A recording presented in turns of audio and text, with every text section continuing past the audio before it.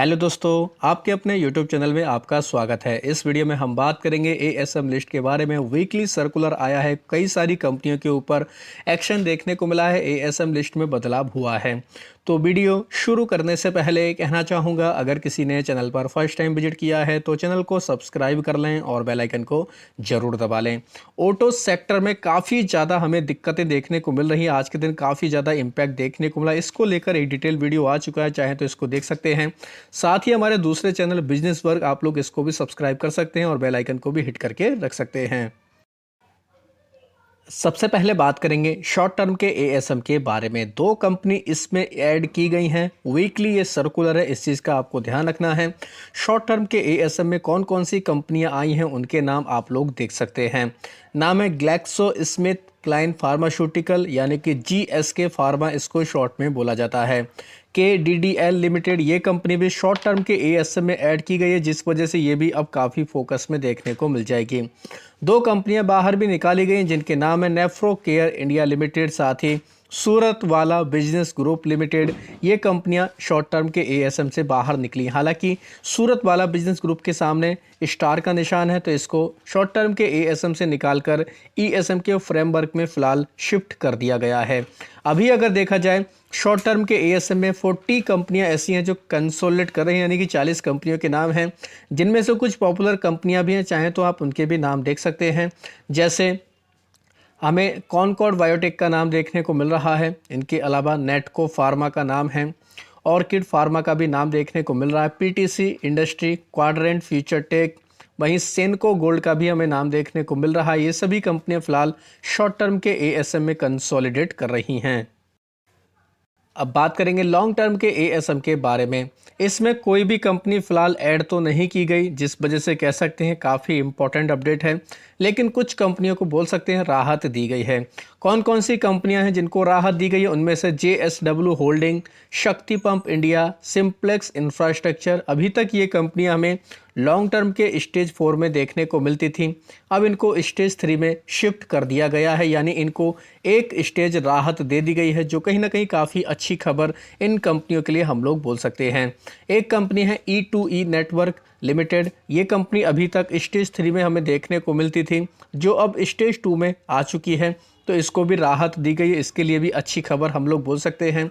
दो कंपनियां हैं जिनका लॉजिस्टिक सॉल्यूशन, इंडोटेक ट्रांसफॉर्मर और ट्रांसफॉर्मर एंड रेक्टिफायर इंडिया, इनको भी राहत दी गई है, एक स्टेज इनको राहत दी गई। अभी तक ये कंपनियां स्टेज 2 में थी, अब हमें ये स्टेज 1 में देखने को मिल जाएंगी, तो इनके लिए काफ़ी अच्छी खबर फिलहाल हम लोग बोल सकते हैं।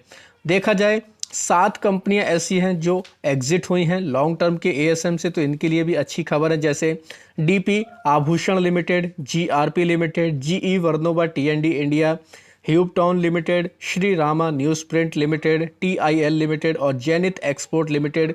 इन कंपनियों को फुल्ली एग्जिट कर दिया गया है लॉन्ग टर्म के एएसएम से, तो इनके लिए काफ़ी अच्छी खबर फिलहाल देखने को मिल रही है। अभी अगर देखा जाए दोस्तों, लॉन्ग टर्म के एएसएम में मात्र 63 कंपनियां ऐसी हैं जो कंसोलिडेट कर रही हैं, तो उनके भी नाम आप लोग देख सकते हैं। जैसे 63 मून्स टेक्नोलॉजी लिमिटेड, ये कंपनी लॉन्ग टर्म के एएसएम में फिलहाल।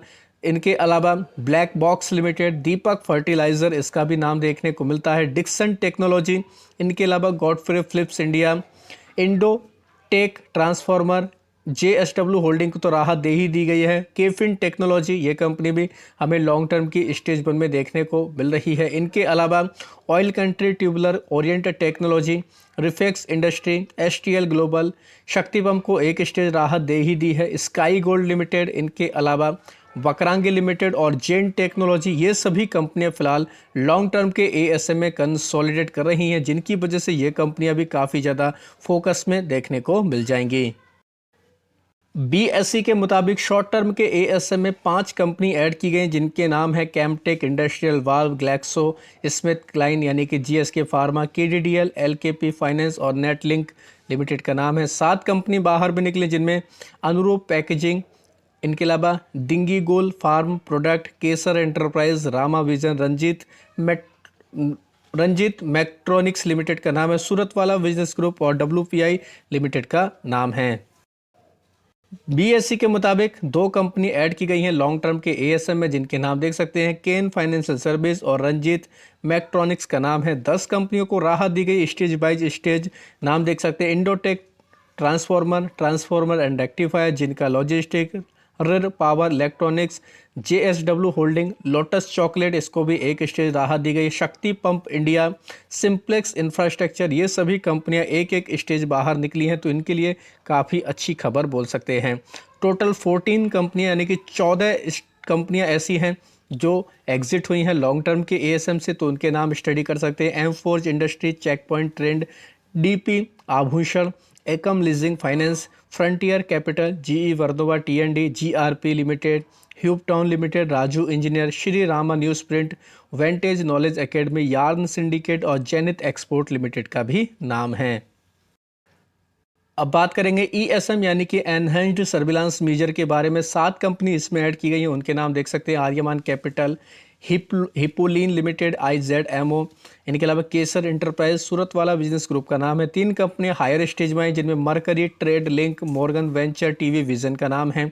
वहीं 29 कंपनियों को एक स्टेज राहत दी गई, यानी कि स्टेज 2 से निकालकर स्टेज 1 में शिफ्ट किया गया। नाम देख सकते हैं Bansal roofing product, bridge security, Hindustan appliances, इनके अलावा Iris business service, Lorenzini apparels, Oswal yarn, prime industry, Sai capital, Shukra pharmaceutical, Tera software, Transglobe foods, ये सभी कंपनियों के हमें नाम देखने को मिल रहे हैं।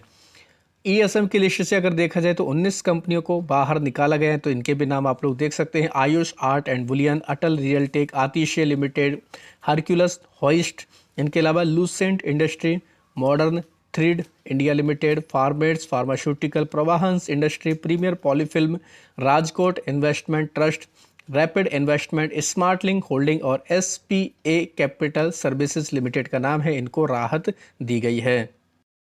इनके अलावा 46 कंपनियां ऐसी हैं जिनके प्राइस बैंड चेंज हुए, जैसे Ganga pharmaceutical, Octaware technology, Godrej industry, premier polyfilm, Hercules hoist, transformer rectifier, इनके सर्किट 10% कर दिए गए हैं। इनके अलावा आशीष पॉलीप्लास्ट, धनवंतरी जीवन Rekha, Suratwala business group, Synthiko foils limited, Mangalam organics, CFF flood control, Concord control system, one life capital advisor, इनके प्राइस बैंड 5% कर दिए गए। और भी काफ़ी लंबी लिस्ट है दोस्तों।